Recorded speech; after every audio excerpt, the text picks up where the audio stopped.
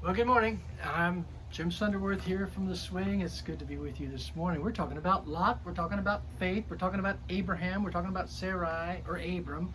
And talking about Sarai. We're talking about the walk of faith. When God calls you out, it becomes a journey. We have a journey. We take a journey, and it's a journey of faith. It's not a journey of sight that you see. It's a journey of sight that you sense.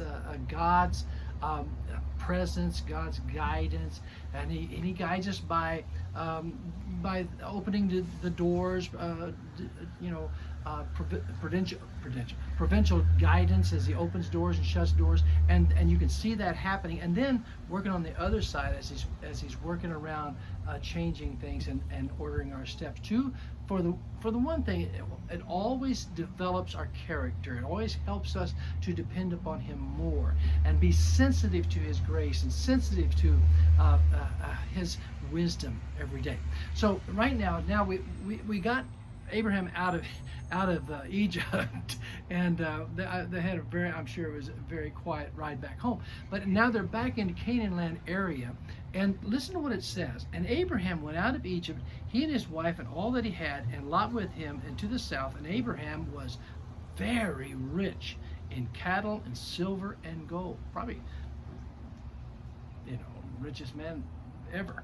And he went to on his journeys from the south, even to Bethel, the place where his tent had been at the beginning, between Bethel and Hai. So unto a place of the altar which he had made there at the first, and there Abram called on the name of the Lord. So he came back. There he was. He said, man, oh man, did I get myself in trouble? My wisdom, I don't need my wisdom anymore. I need God's wisdom. And so he built an altar, and he called on the name of the Lord. Now, Lot, which was with him, with Abraham, had his flocks and herds and tents, and they were not able to stay together because they had so many cattle and sheep, and they had so many things to take care of that their herdsmen were fighting among each other, trying to find good grass for their stock, for their herds. And so they were fighting among each other. So Abraham came to Lot. Abraham, he was a humble man. He came to Lot and he said, look, we can't stay together because we've prospered to the point where we can't. So if you go to the right, if you go to the left, I'll go. If you go to the left, I'll go to the right. If you go to the right, I'll go to the left.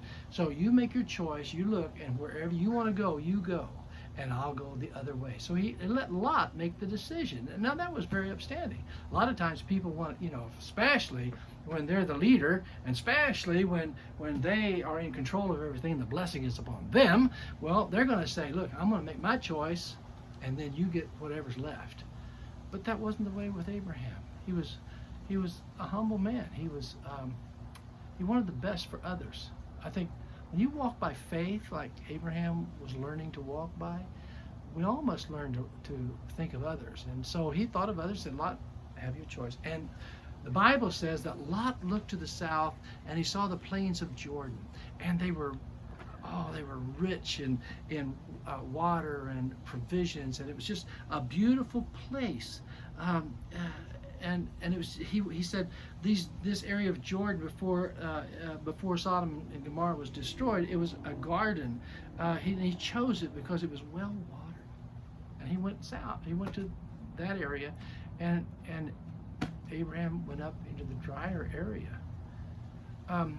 In Israel, there's the Valley of Megiddo, and there's the Valley of Jerusalem, or the Mountain of Jerusalem. And in Jerusalem, they didn't get much rain. It just came periodically.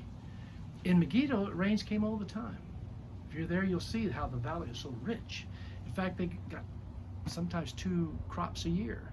And it was so rich and so valuable that everybody wanted Megiddo. They wanted that rich area. But it was ran over so many times because every nation wanted it.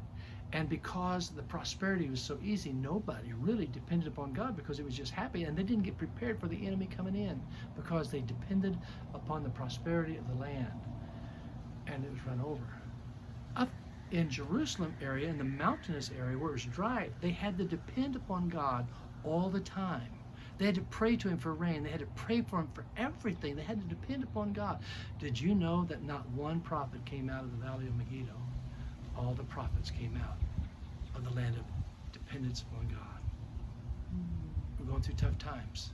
But that's where we learn to pray, trust in God. And that's where we hear from God, to be able to share with others our testimony that he's all sufficient and he meets our needs. And it's him that gets the glory, not us. Hey, wow, ran out of time again. I'll see you tomorrow. Bye.